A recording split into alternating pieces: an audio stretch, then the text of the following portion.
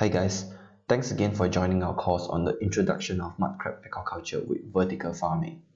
In the previous lecture, we have shown you how RAS systems are being used in the mud crab aquaculture and what are the individual pros and cons and the strict definition of recirculating aquaculture systems and the daily exchange rate. In this lecture, we will now then explore the solid removal strategies which occur in the culture tanks, followed by solid removal strategies that are being removed via mechanical filtration.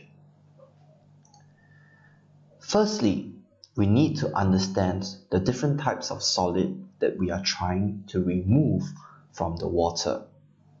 The first type of solids are what we call as settable solids. Settable solids are defined as solids that will settle to the bottom of the water column within 1 hour. On the other hand, suspended solids refer to small solid particles which usually remain in suspension of water. In this lecture, we will be focusing on removing settable solids. In RAS systems that are being designed for fish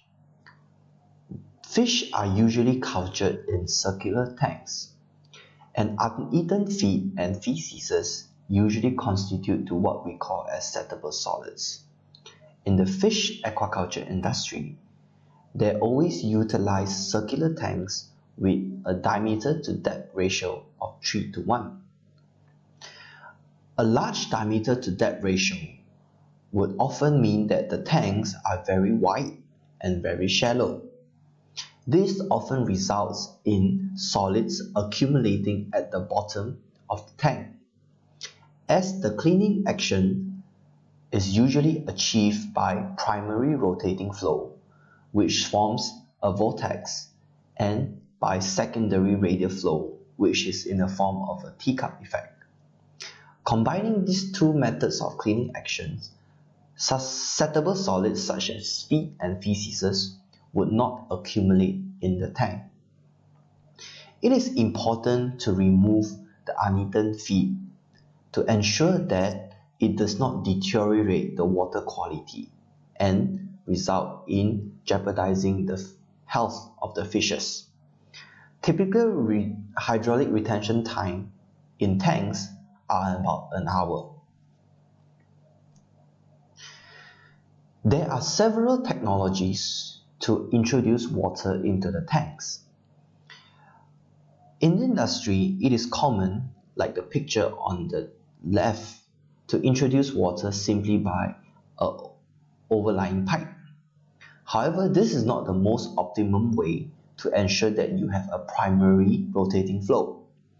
A better way is to utilize what we call a vertical manifold, which is on both pictures on the right, which can be constructed using simple PVC pipings. This is to ensure that water is being introduced into the tank in a uniform manner, promoting the formation of rotating flow, which is the primary way to ensure a vortex is forming. To clean out the solids, the typical cleaning velocity you require is 15 to 20 cm per second. It is likely that if your flow introduced, if it's not high enough, will not result in the formation of vortex. However, the current introduced by the flow should not be exceeding the safe swimming velocity, which is defined as the formula, as it will result in excessive stress caused on the fish. So ideally, you would require to design a tank that can self-clean, but on the other hand, do not exceed the swimming velocity, and they have placed a considerable amount of effort in researching what is the optimum velocity. However, this is not the case for most of the vertical mud crab systems out there in the market. As you can see on the picture here, this is the boxes that we are currently using. It consists of a box along with an outlet tube to maintain the water level in the box. As you stack them up, this is how it looks like. So this is a picture of a crab after being fed with shrimp feed, which is a kind of formulated feed. Formulated feed tends to disintegrate in the water over time, resulting in a sedimentary layer onto the boxes. As you can see, cleaning out this shrimp feed is difficult, and it might incur a lot of operating costs to clean out this solid. There are other feed that you can consider using in your vertical crab farming business. For example, trash fish that is easier to clean out because they remain in bigger chunks after feeding. You can clean them out with nets. However, typically cleaning would take up 2 to 3 man-hours on a daily basis, and each box would require 45 seconds to 1 minute to clean. Note that we do not clean each individual boxes every day, and we only clean out those that are dirty or have some solids that have accumulated. Note that solids that are accumulated in your systems would often result in deteriorating water quality and often result in diseases. We will now show you the typical solid removal efficiency of the box that we are currently using. The box that we are using is made from China, which has a HDPE build, and it also uses an outlet tube to ensure a water level is maintained in the box. As you can see, once an outlet tube is used, most of the feed will accumulate at the bottom. The type of feed here in our demonstration is trash fish and shrimp feed. In both cases, we can see that the feed tends to accumulate at the bottom. Using a net, it might be easier to clean out the solids that are bigger in size, for example, the trash fish. However, for solids like the shrimp feed, it is relatively difficult to remove with a net. An easy way to remove shrimp feed is to remove the outlet tube, drain out all the water, hose it down or flush it with water to remove all of the solids. However, the difficulty is removing the outlet tube.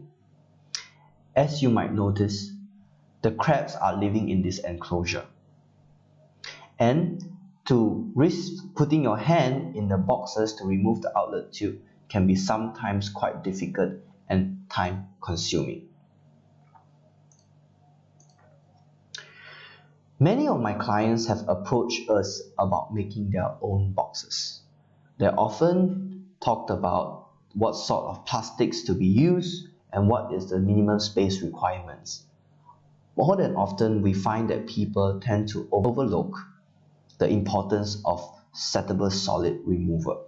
To ensure your box to have a good removal system will incur a higher cost, or in other words, incorporating other features to remove settable solid would result in a more expensive box. However, you need to realize that by doing so, you can greatly reduce your operating costs. For countries with low labor cost requirement, for example, in Philippines, Indonesia, India, it might be economical for you to have a cheaper box while getting your staff to clean them out. However, for countries like Singapore, Australia, or even places like Hong Kong, where labor cost is very high, you might want to invest in a system that can remove the settable solid in a much more productive manner. There are many manufacturers for boxes out there in the market, and one of the important criteria we would like to emphasize again, apart from cost, building material, is to look at the settable solids. However, we have only strategically tested out the boxes which we have, which is from China, and we do not have any data to validify most of their claims. So that's all for this lecture. In the next lecture, we will talk about what are the different strategies to remove suspended solids that are being passed through in the water. And we will see you soon.